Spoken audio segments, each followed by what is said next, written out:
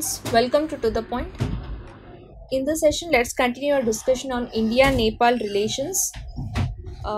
We'll be discussing about the main issues between India and Nepal. The first issue we have picked up today is about water resources, which is potential for cooperation. Water resources, which is potential for cooperation. So in the area of hydropower, India and Nepal are complementary, and India, with its ever increasing energy requirement, presents a vast ready market for hydropower for Nepal. And Nepal, it has huge potential for hydropower development, and the present status of development is approximately 600 megawatt, which is less than 2% of its economically feasible potential of 42,000 megawatt. So because of the terrain, Nepal also provides the best, and if not the only option, for downstream flood control and dry season augmentation. So with only a run of the river projects in the summer, when there is a peak demand in India, there would be surplus in Nepal to export, and in winter, when Nepal is unable to generate much electricity as water levels in rivers go down, she can import any shortfall. So already in India, power trading between regions is a thriving business, and even with only 4% of India's electricity being traded, the turnover in power trading is Indian rupees 30,000 crores, and such power trading has the potential to make Nepal the richest country in South Asia. So but the problems is also being faced, and there is a need of cooperation in the hydroelectric sector between Nepal and India, and it has been emphasized by various stakeholders for the almost 5 decades, and there is very little progress to show on ground so far. So there is a perception in certain quarters that Nepal was not given due share in 3 major water deals between Nepal and India, and those shares were of from Kosi Agreement, Gandak Treaty, and the Mahakali Treaty. From these 3, so it is said that from these 3 rivers, Nepal didn't get any major water shares from these 3 rivers, according to the agreement or treaty. So what are the major problems that are identified for the tardy progress? The first is lack of coordination between the government agencies on both the sides, and secondly, lack of pace and direction in the cooperation dialogue, and third is the complexities that is arising due to the power water nexus, and the fourth is the absence of private participation in the process, and fifth is the non-availability of physical infrastructure in Nepal, and the sixth issue is that Indian insistence on management control and refusal to allow independent assessment of downstream benefits, and the Nepal's inability amidst its political and governance travels to take decisions favoring a long-term development. So as in India, environmental concerns, worries about the displacement of people, and misgivings about large projects in the seismically active Himalayan regions in Nepal, it have militated against large-scale generation of hydroelectric power. Particularly in Nepal's case, the power would mostly be exported. So in this climate of mutual distrust, despite discussions between the two nations on several multi-purpose projects over 3 decades, little progress has been made on any of them. Let's have a brief way out of this issue. Here, Nepal, it can learn from Bhutan, which was financed much of the country's impressive economic growth, political modernization, and social development in the recent years through revenue from Indian designed hydroelectric projects on its soil. So that provide power both to Bhutan as well as India's northeastern countries. So there's two principal points of connection between India and Nepal. That is, one is the issue of water rights, and the other is the question of management,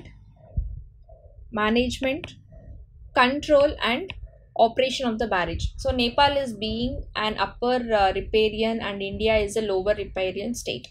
So it is important that the two countries seek to arrive at a common framework of perspectives on this score.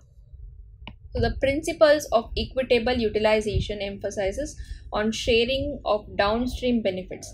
At the same time, information sharing and cooperation on water issues is also an important element. So with respect to the second point, joint mechanism needs to be evolved for water management and control. So at the same time, one also needs to bear in mind that the three other aspects.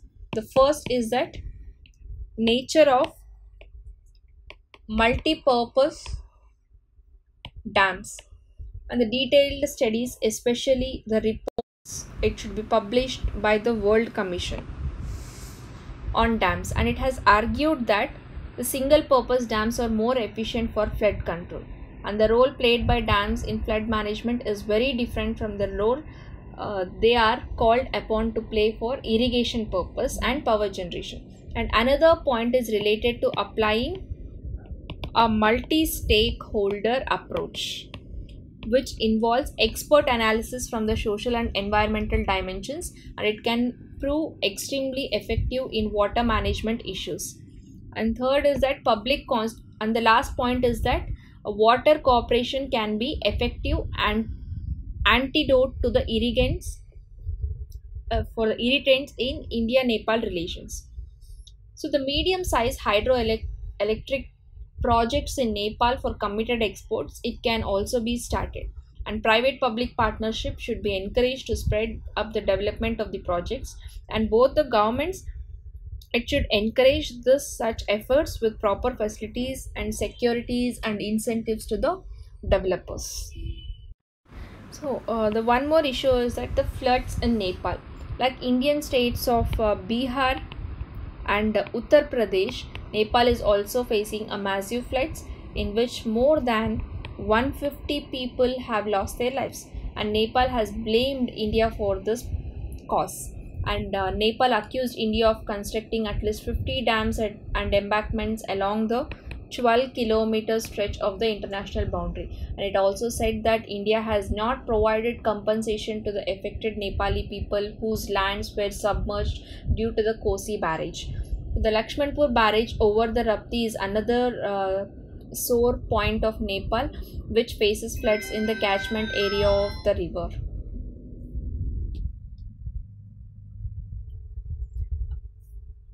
Nepal is also unhappy about the tardy pace of progress on hydropower projects promised by India, and that is the Arun 3 project, Upper Karnali and Pancheshwar multi-purpose project. So talking about the political and strategic points, China and Nepal, they do not consider anymore that India has the first right over Nepal's water resources, and Nepal considers it has a special relation with both its neighbors, but not just only with India. So the recent steps taken for the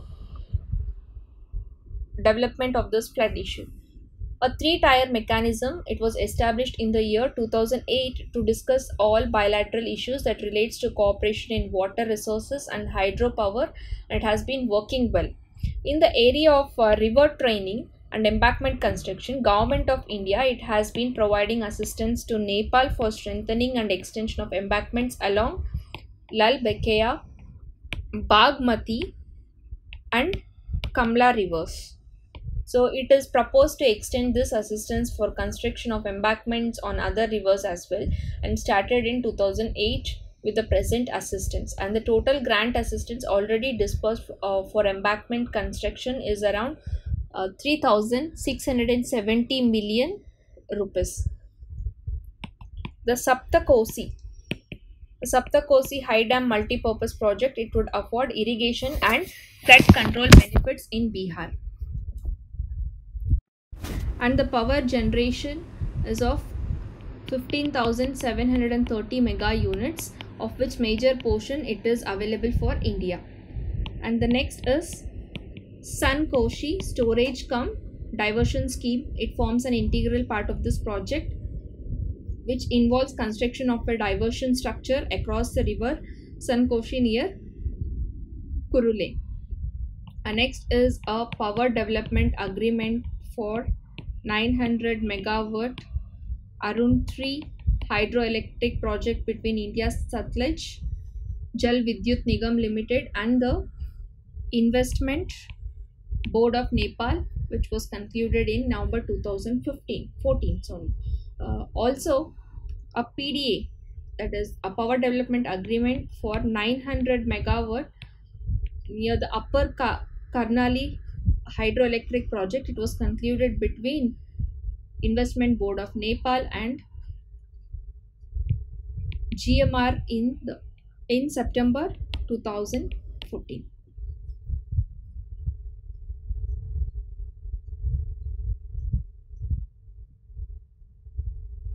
So these are some of the steps taken by India and Nepal.